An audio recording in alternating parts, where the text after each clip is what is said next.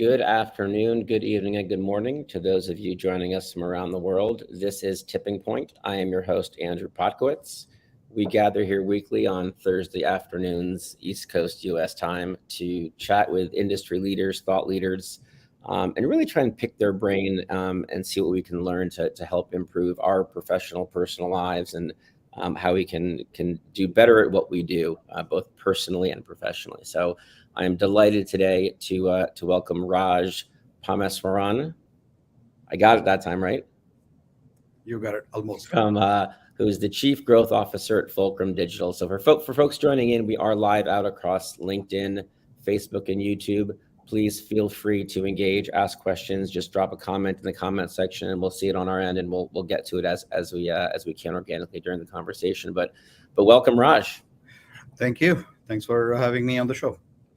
So there are a number of topics I'd love to dive in on with you, including landscape shifts, certainly over the past 3 years with the coming and I guess going of the pandemic, how things have changed in the sales landscape, the digital landscape, the marketing landscape. I know that's a very broad topic, but I guess to start off with, if you could give us a little bit of background of yourself and sort of what brought you to where you are today and what's been your professional trajectory. Thank you, Andrew. That's as you said, it's a fully loaded question. I'll try to take you one at a time. Let me start off with the background. My background is pretty much around in this part of the world in New York, New Jersey market for the past more than 25 years now. In fact, I come from predominantly the enterprise IT professional services background. And occasionally here and there, I used to work in some product companies, SaaS product companies as well. So I bring in a mixed, I would say, bag of expertise and experience, whether it is talking about client relationship management or strategic view of the company's revenue modeling, or engaging customers into the company's business, as well as fostering and building the global talent and growth. So that's where I bring my expertise, and pleasure to be part of Fulcrum Digital as an organization, which is actually poised for a phenomenal growth, and happy to be as a Chief Growth Officer. Yeah, thanks for the background there, Raj. And I joined Fulcrum about 1.5 years ago, in a different division that focused on commerce, and I think you came on board at this point 10 months ago, I think, end of the fall last year. I stopped counting, but somewhere in September, I think, last year. Correct. Yeah. And one of the things that we first chatted about when we were meeting and trying to understand how we were going to work together to sort of attack the marketing front of the business and our presence in market and how we position ourselves is you noted that you have a lot of experience and you are a facilitator of change. And you talked about change management. And when we look at companies, and I've come through a number of different agencies from starting with 15 people up to now, but what Fulcrum is 1,500 plus people. Can you talk a little bit about what does change management look like to you? And what are some of the challenges coming into an organization, especially a large organization where there are multiple divisions, a lot of different personalities, different leaders? What do you I know when you came in, you took a few months to really assess and look around. What do you look for when you come in, and what are the challenges there in change management? Again, it's when I came into Fulcrum Digital, again, it's an opportunity is unlimited. I always look at things positively, because in a business, Andrew, you can always look at things on this side or the positive side. I always try to make it on the positive side, see how I can make it. Even if I can move one segment of the population from here to here, that's my organic growth, right? So that's how I look at the organization as a whole when I join. In fact, some of the things what we have done, an aggressive mindset requires a dynamic change in behavioral condition, which is you can call it change management, or you can call it modifying your personality triad to an area where your aggression, your passion, your energy that goes to an extent where you can really start being productive. So one of the things what we brought in was embracing the disruption, right? Embracing disruption, because today in the marketplace, if you look at it, market is all about disruption today. No longer you can engage our customers into the traditional application development and QA model, because the customers today are looking at something different. In my days, when I used to work for some of the large conglomerates in those days, we used to release software only 3 or 4 cycles in a year. We used to accumulate all the changes. We used Yeah. to go to change control board. We used to get approval, and then we used to align up resources, and then we go through something called a waterfall method. Is in a software development lifecycle methodology. It goes from requirements to design to coding to release. So what happens is everybody start giving you everything. Then you stop taking requirements. You put in a cutoff date, and then you release. The release date is more like a Christmas festival. Right. Everybody go for kumbaya. Hey, I'm going to get my new release, new software, new versioning of the system, so I can sell more. I can operate nicely. I can optimize my cost. All of that happens that day. But It's interesting, Raj, sorry to interrupt you, but it's interesting when you look at the evolution of legacy quarterly releases and waterfall methodology. We can talk a bit more about how that's evolved into a more agile methodology. But I wonder how much of that is the increased velocity and the demand that the market has for this continuous evolution. You link that to things like social media. You link that to things like fashion apparel. Remember, fashion apparel used to have one drop per quarter. There's the spring collection, the fall collection, the winter collection, and now you see almost every major apparel brand releasing products, weekly, if not bi-weekly, just a few products, instead of having one big deployment into their catalog. So I guess there's a parallel there, certainly. It's an agile. Exactly, you're right. Whether it is a retail business or it is a banking business or insurance business today, the strategy is no longer in those days. So just to conclude the thought there. Yeah, please. When we used to do that, people used to be appreciative of the fact, yes, we are making changes to the system. They call it as a strategic move. So the strategic move is usually in those days anywhere between 3 and 5 years. Yeah. Whereas today, the strategy cannot wait for 3 to 5 years. The business itself changes. Yeah. So you are talking about the strategy is slowly, would I call it as a hybrid strategy model? It's more of a less than a year change in cycle. So that's all the time you get for you to recycle the whole business and move into the new world. So the disruptive behavior, it's very critical. Whether you are an enterprise IT services provider or you are a banking or insurance company in the world. So that's where what I did, I brought in a culture of innovation where people should be able to think independently, and our cross-functional team should drive innovation together rather working on a silo method. So happy to share, now we have a customer-centric approach.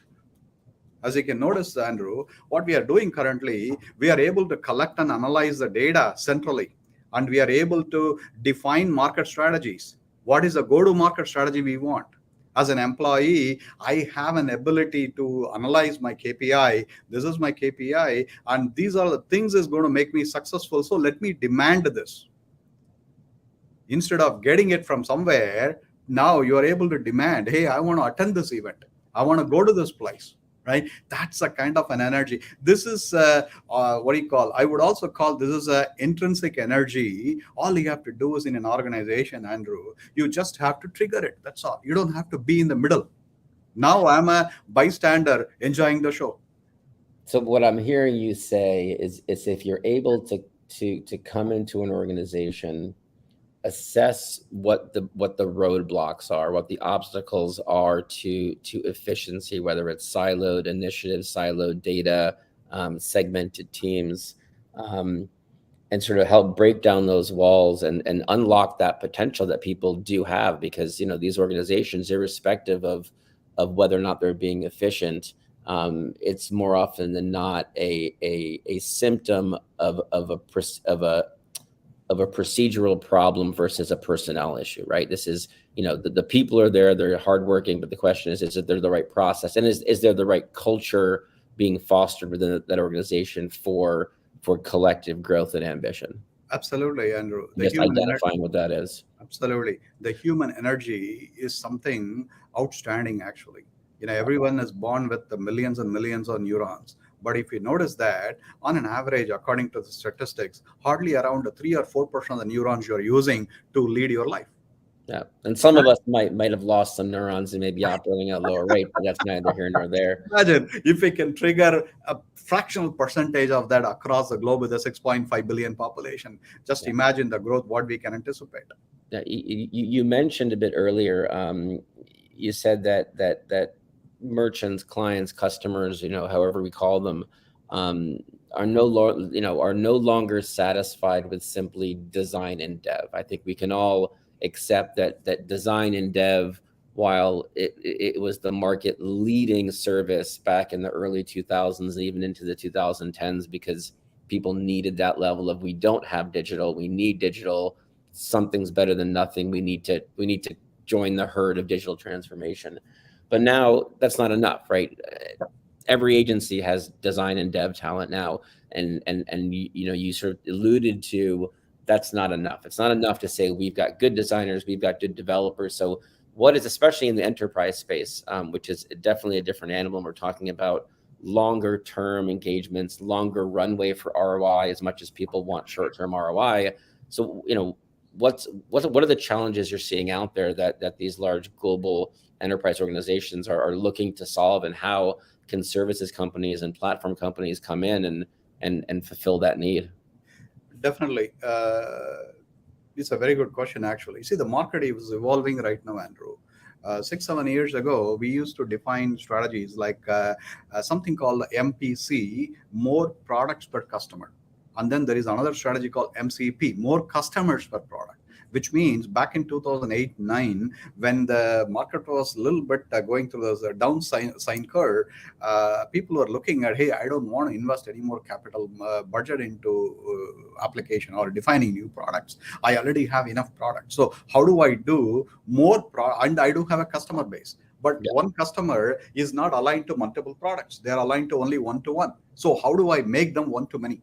So that's called the more product per customer strategy. And then more customers per product, that is another strategy. I have many products, but I have only one customer. How do I do the cross-sell and upsell? This is a model what they introduced in 2009-10 timeframe, because to reduce the capital market expenses, because every time when you are building a new product, it comes with a lot of expenses. And a lot of product management techniques has to be applied. So now what has happened now, Andrew, when I'm looking at the marketplace today, we are, what I feel for the past 8 or 9 months, right? In fact, I can go a little bit back, maybe 2021, June, July onwards, 2022, June, July onwards, what I can see, the market is going towards, hey, I have stuff. I have my IT requirements. I have my products to satisfy, take care of my needs. Now, what I don't have today is something, how do I do continuous process improvement on my existing processes? Yeah. Right? The continuous improvement process doesn't happen from the sky. It is all internal within the company. Again, you need to unleash that energy. How do you do that? That's where we brought in a consulting level engagements where we can help you to increase or improve your process. Can we do it manually? Yeah, you can do it manually. Can we do it using technologies like automation, right? Creating bots for you? Yeah, we can do that. This is your process optimization, Andrew. This is where major companies, in those days, again, 2008, 9, 6 or 7 time frame, a small consumer banking loan guy, small consumer banking loan guy, somebody who's running a petty shop, wanted to borrow some $200,000 from, let's say, some XYZ bank. He has to go through at least 11 to 12 days of loan approval process time. Right. There is an onboarding process. There are some 32 workflows that person has to go through. Then it goes to the core engine, and then the check gets cut or deposited directly. Today, you are talking about the entire process is brought down to less than around 30, 35 minutes. Yeah. So this is an evolution. This is a process improvement. So what has happened to all the 23 processes? That 23 processes are still out there, but you are able to automate using technology. That's what Fulcrum Digital is offering to our customers now. This is number one item. And if you dig in on that, I think part of, and I guess it depends. If you are a large enterprise company that has grown through, in particular, acquisition, where you're acquiring companies that have legacy technology, and you've got disparate systems, hundreds of different platforms, you have a data centralization issue. But when you're talking about an entity that already has a behemoth, albeit legacy tech infrastructure, it's a big undertaking to redo all of that. And it's a big risk. It's a big risk, not just for the company, but for the person or the committee that pulls the trigger on going forward with that and choosing a partner to do that with. So part of what I'm hearing you say is, and I'm trying to, I'm a big analogy person. I'm trying to think of an analogy is, do you need to replace the car, or can you optimize the car for better performance? Meaning, are there smaller, more measurable investments you can make in optimization of this thing, or do you need to throw the baby out with the bathwater and start from scratch? And from what you're saying, and it's funny, when you look at content across streaming services, there's a meme that's been going around for a while where, someone asks, hey, do you want to sit down and watch a 2-hour movie? And the person goes, no, I can't. I can't commit to watching a 2-hour movie. They go, okay, but do you want to watch a 10-part series and each episode's an hour? And they go, absolutely, I'll marathon that. So in the end, they're spending 10 hours watching a series, but they couldn't commit to a 2-hour time block. So are we seeing some of that in the industry where they're not willing, ready, or to take the risk or the investment of biting off the whole project at once? And this is a piece by piece point. Find the areas to optimize and invest in small chunks to increase the greater whole. Or have I gone completely off the rails? No, you are there, and I like your analogy of comparing with something very basic, but is right to the point, actually. So when we talk about what you are talking about, something like legacy modernization or progressive modernization, it is a very sensitive topic, Andrew. What happens is you are talking about a complete change management of the entire organization, number one. Yeah. Number two, you are talking about moving into a complete customer-centric approach. You are talking about leveraging new technologies. Imagine the kind of talent nurturing you have to embed into the existing organization, existing employee set, because that's where the knowledge resides, the business domain knowledge. And you have to build a scalable business model to support the change in behavior, because you cannot just pull the plug and restart, because the legacy business. For example, I can give you an example. Many of the insurance companies today, they are struggling because they bought some packages back in early 80s. And now when they bought those packages, they were so young, but not a lot of bells and whistles to support the today's business requirements, because the regulatory changes every day. Yeah. The governance model changes every day. So if you have to produce reporting, right, that reporting is not available. So what do you do next, Andrew? What do you do? Immediately you go to the system and open up the programming module. Okay, this is where I need to fix this to produce that report. Okay, guys, this is a project plan. Go ahead and fix it. What would the project manager would do next? He would go there, he would open up the code, he would start filling in everything, package it, compile it, make a release. Now, right. This is one example I said. For 25 years, there are tons and tons of custom built code has been added to that package. That package is no longer in true form, whether it is backward compatible, neither forward compatible. Why? Because you have custom built code built into those packages, very rich to the livelihood of the company's business. Yeah. It is a fulcrum of the company business. You cannot buy a new package from the marketplace to replace that legacy system. Yeah. So that's where what we are recommending today, guys, it's impossible. We understand that the legacy modernization, it's not a plug and play model. You have to progressively modernize that. Progressive modernization is not about technology implementation plan alone, Andrew. What I have seen, it is about changing the stakeholders' mind. Who is the stakeholder here? Yeah. The company board, CXOs, your business unit heads, these guys are stakeholders. They need to get that first. Hey, if I continue to run this model for the next 5 years, it will run out of gas. It cannot support my growth. It's So that business justification, they should get it. There is a cost benefit analysis. A lot of people, they do. Once that they get it, now it is becoming an execution plan. Now, in that execution plan, you are talking about building a microservices or building a small product and then start building it over a period of time, or doing an outside in on the digitization, or build an omni-channel first, connect to the back end, or build the orchestration services in the middle, leave everything else outside, so at least you can improve the efficiency, or automate the process so you can build bots out of it.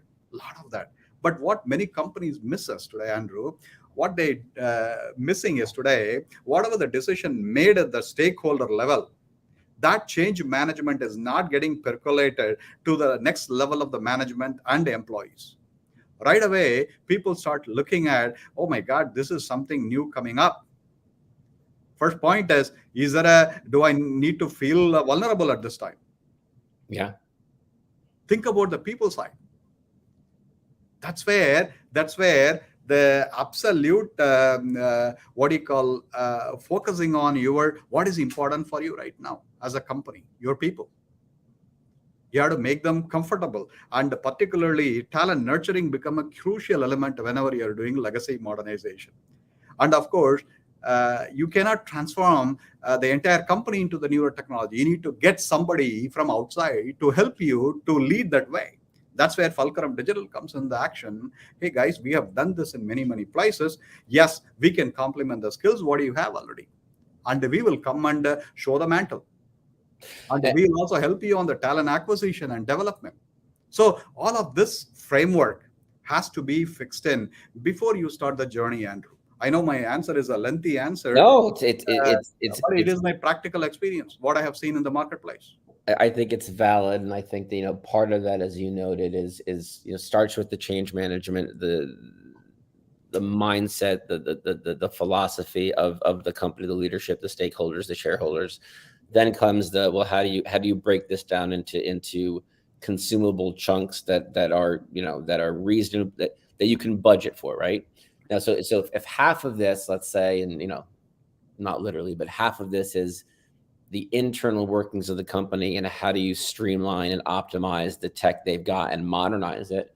Now, the other half of that equation, I imagine, is the target demo you're chasing, and you're chasing technology because you've got generational gaps are getting smaller and smaller, and Yep. the buying demographic is more and more technologically advanced. And I recently went through, and I'm in the middle of Gen X. I'm a Gen Xer. Recently my wife and I bought a house last fall.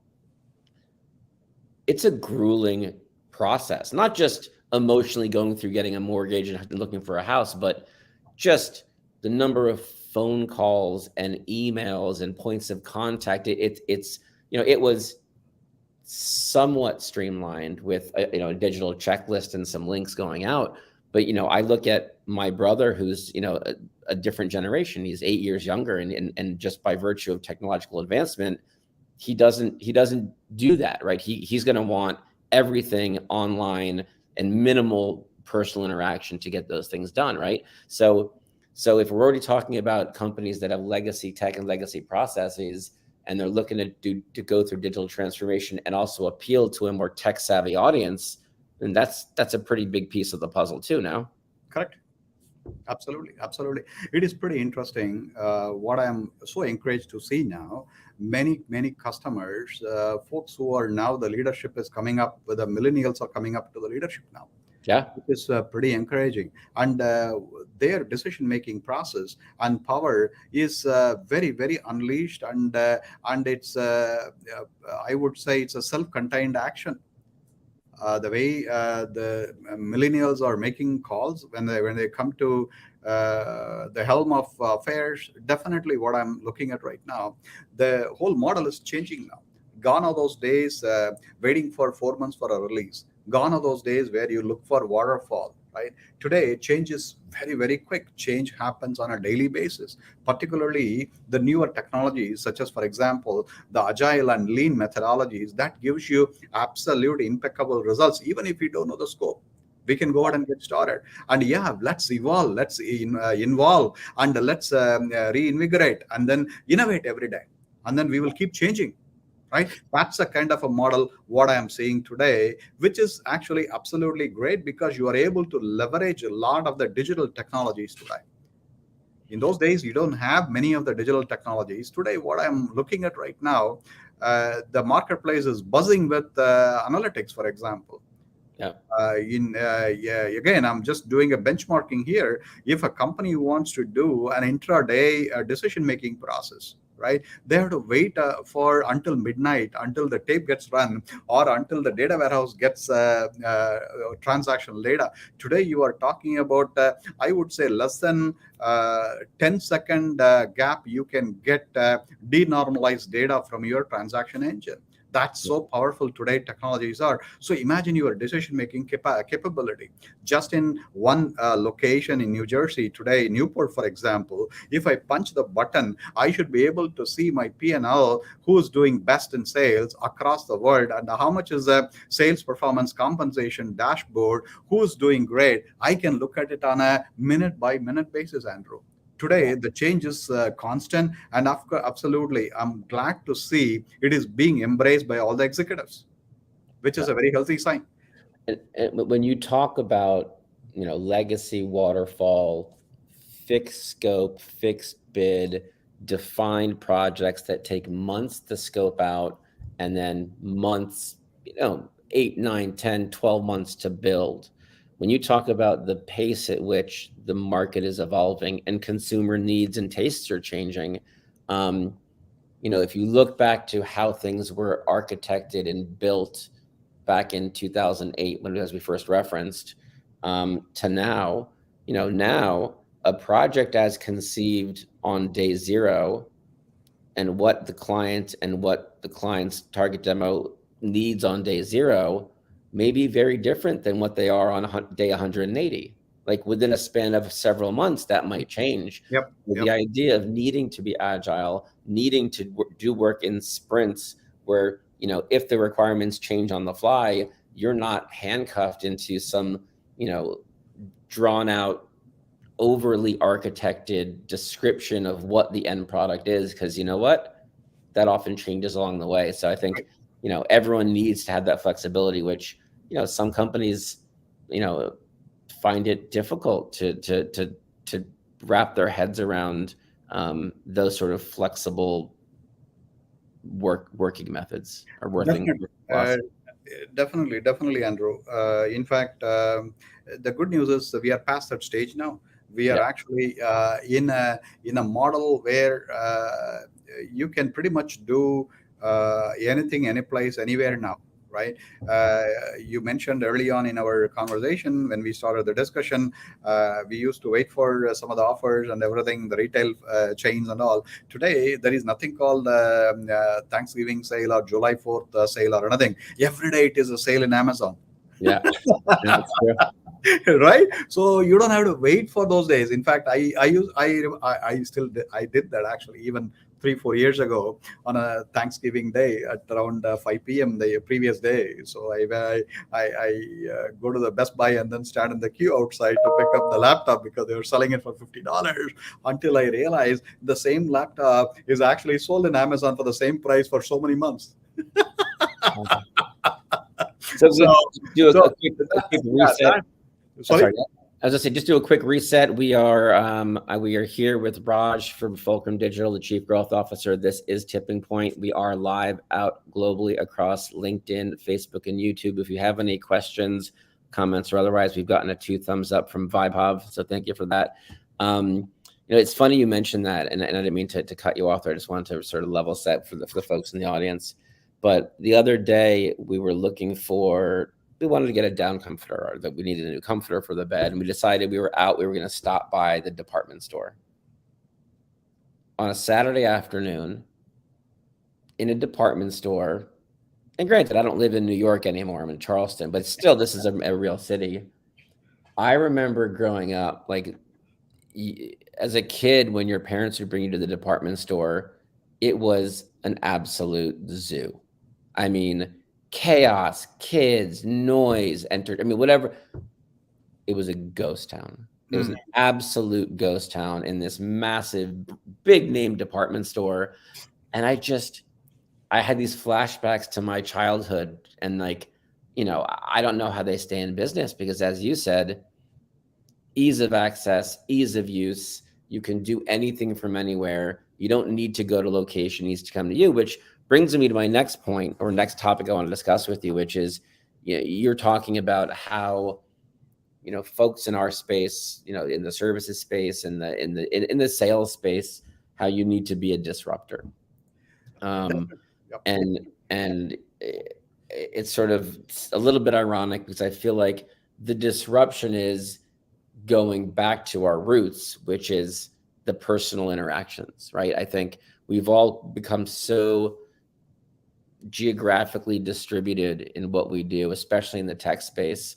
Right. How are you seeing, disruption, not within the agency space or the systems integration space, the services space, but just generally out in the market and approaching prospects, approaching clients, merchants, what have you? And what are the differentiators you think are going to help people stand apart in this sort of post-COVID world?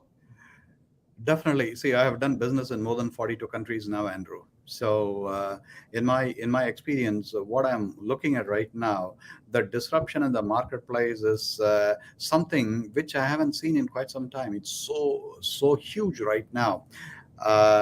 Thanks to the phones in your hand. Gone all those days when you were looking at or believing in some false information from somebody. Today you can do a fact check quickly, and then you can call it out right away, right?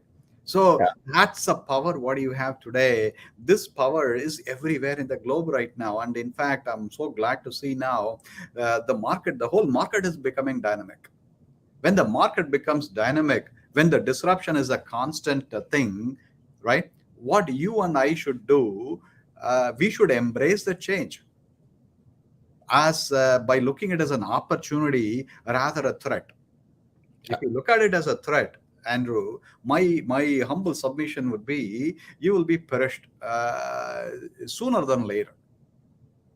You need to embrace that change, and you need to go for thinking it as an opportunity for you. Go positively and go aggressively. So stay ahead of the curve. That's what I would always say to people.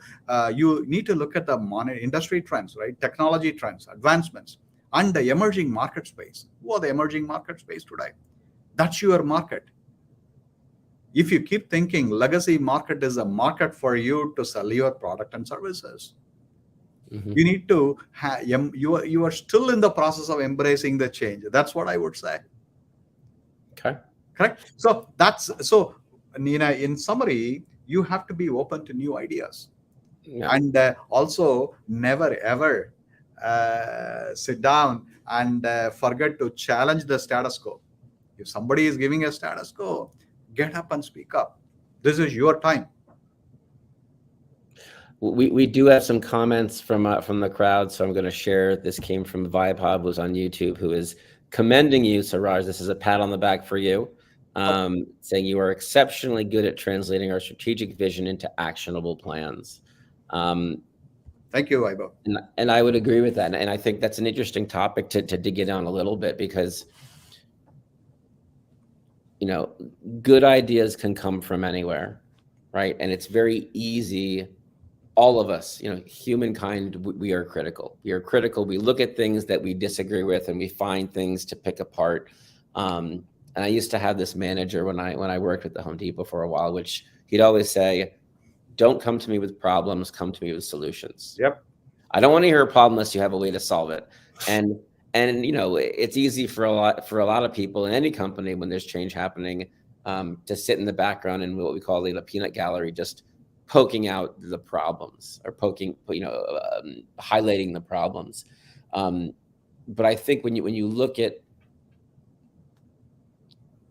translating that into not just actionable plans and insights, but being able to get buy-in for it. I think, in my experience, there's a lot of different kinds of managers out there, and there are those who are taskmasters um, that drive so hard, irrespective of how the teams are reacting to it.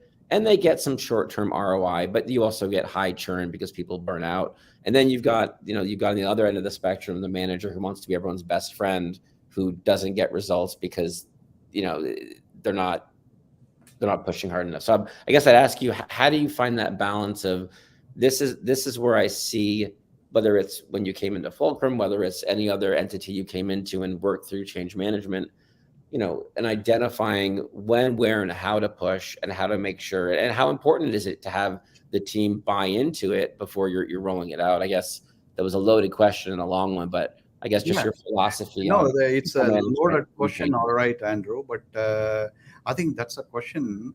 It's there in everybody's mind. Hey, you are bringing in a lot of change, right? I'm seeing every day some new change. You are asking me to learn this. You are asking me to change my way I work like this, and you are asking me to change my thinking because I've been going like this. Suddenly, you opened up, right? What happens is a human mind. It's so beautiful, Andrew. As soon as it sees there is an opportunity, when the human mind is able to accept, right? Now the learning is plenty, learning is unlimited, but as an employer, you should be able to create the path for it. How do you open up that particular path, right? That's where there are so many management principles today, but I still stick to something: management by objective versus management by exception. That's a principle I still apply. Let me take a second to explain what is Yeah, can management. you repeat that again and then explain it, please? It's a strategy of MBO versus MBE. Okay, management by objectives versus management by exceptions. Management by objectives is, I would say, that's using a stick all the time, Andrew, like you were saying, right? What happens is it may give you a quick result just like that, but it is not sustainable. Yeah. It is not sustainable. 1 or 2 days you will see, next day they would think, okay, this is the scope what I get on a daily basis. Is it something meaningful for me? That's a question will come. That's a question should never come in our employees mind in Fulcrum Digital. Yeah. So that's where we apply a different model called MBE technique, which is management by exceptions. The management by exceptions is something you are not smothering on their back all the time. You are not breathing down on their neck all the time. Rather, you are actually staying far away and give them, hey, these are all the tools available. These are the techniques available. These are all the process available. And this is where I am there for you to help you out any time of the day. Go and learn and come back to me when you are stuck. This is one method. This is something called you are making them to stay nimble and changing the dynamics, market dynamics, right? That's what you are trying to do. Now, if this fostering the learning culture, if this encourages the professional development and the skill enhancement of your employee, that's one of the reasons why our employee pool is fairly stable and strong all over the world. That's where my philosophy is: apply the management by exception principle when you are embracing a change, so people don't get bombarded with the task list. Tell me, what have you done today? What are you going to do tomorrow? This is a whole strategy. Rather, what are the learnings you had from yesterday? So an outcome-based approach Outcome versus, based approach. That's why even when we define KPIs, is no longer KPIs in my world. In fact, I'm going through my H1s now. I am not the person, I don't call myself as a supervisor. yeah. I am calling myself, I'm a coach. You decide your career, you decide your number. Well, Put on more of a gamification model. Hey, this is what I have done, so I should get this. and you've got a lot of benefit. So the first methodology you referenced, which was the MBO, MBO and MBE, correct. there's an old joke about the MBO approach, which is, the beatings will continue until morale improves, right? Um, but the approach that you're taking, that Fulcrum's taking, that I think a lot of companies ought to be taking about the outcome-based objectives, and the idea that the way that you might conceive of getting from A to B might be different than someone else's path from A to B. And, sometimes you might find that the other person's path from A to B, just because it's not yours, may be a better path, but we're sort of, because we've done it one way, sometimes the assumption is our way is the right way and best way. And that the ability, allowing people to have their, with guardrails and with some guidance, get from A to B on their own, sort of fosters, I guess, self-accountability, right? When you're answering to yourself and you're holding yourself to a high standard, you actually end up being more fulfilled and more productive than if you've got someone on a daily basis saying, where's this, where's this, where's this, where's this, where you feel like you're ticking boxes and just taking orders and, blindly going, following the directions, Absolutely. Well said, actually, well articulated, Andrew. Because what happens is, when your employees are constantly seeking knowledge, insights, and best practices, they will make a lot of mistakes. They should. That means they're learning. Yeah. Right. But what happens is, you encourage, you support that, you embrace that failures.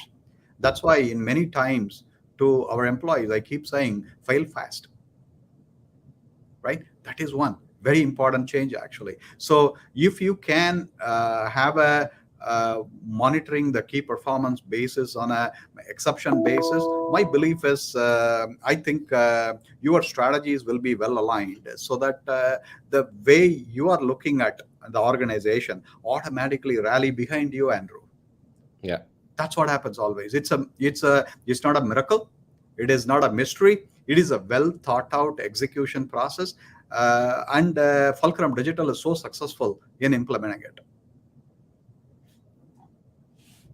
Yeah. So those who have heard, who have listened to this podcast, this vidcast, and hopefully continue to, I often reference my mother, who is a long-term professional in New York City. And when you talked about making mistakes, what my mom often said, and still says to this day, it's okay to make a mistake, but it's not okay to make the same mistake twice. Well, that was one of her hard and fast rules in our house. In my world, even second mistake is also okay, because now you're improvising. You're improvising because you are trying again. If you have, you will be. Well, as long as you're not making the same mistake, you can make more mistakes. Yeah. But if you do the same exact thing you did the first time that was wrong, then the definition of madness, right? Repeating the same thing. Correct. But agreed. You need to sort of. But the human mind, Andrew, is very good, actually, when it comes to self-correcting its limitations. Yeah. That is an opportunity they get only when their mind is free. You need to unleash those brains. Today, our population is, our employee population is across the world. So you are talking about embracing multiple cultures as well. There is another complication here. It's not a monolithic culture. We are going through a global culture here. So when you are implementing a change management, Andrew, we have to be sensitive to that also as an executive of implementing anything at all, because everybody is different. Every culture is different. So you are talking about multiple complexities when it comes to fostering a culture of innovation. You need to be sensitive to many things. Yeah. So appreciate the chat, Raj. As I always do, I'm going to end with a lightning round. Time and money are not an object. If you were not doing this type of role, what would be your dream? What would you want to be doing every day? I'm a very simple guy. I would love to sit back and relax in my hometown and listening to some good old Carnatic music, which is an Indian form of soft music. Okay. and of course, visiting as many temples I can, and relax with my children. That's what I would have done actually, Well, provided you've if I had enough bank balance on my account, and definitely a thing which is what do you call it? It's a prerequisite for any of the things, whatever I said.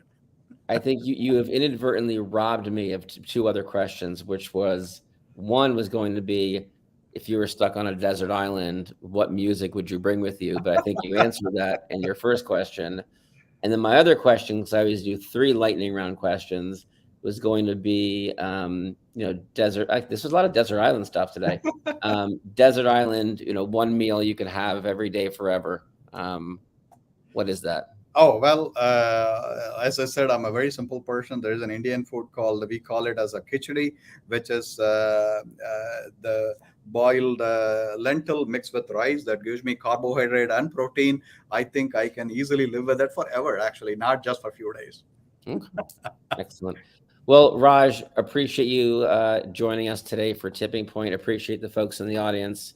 As always, I enjoy my conversations with you. So it's nice to have one of these live and really be able to pick your brain in this forum. So thanks for sharing your thoughts and insights.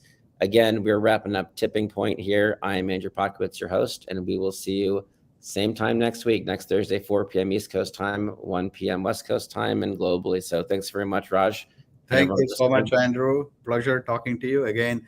To the folks who are listening in and our Fulcrum digital employees across the globe, best wishes, learn every day, and foster innovation and leverage technology, and keep seeking for help. Never feel you are helpless. You are not alone. You are in the same boat like everyone else. So definitely, I'm looking forward to interacting with each and every one of you for a greater growth and unleashing our potential. Thank you so much. Thanks very much. Have a great rest of the day, Raj, and everyone else.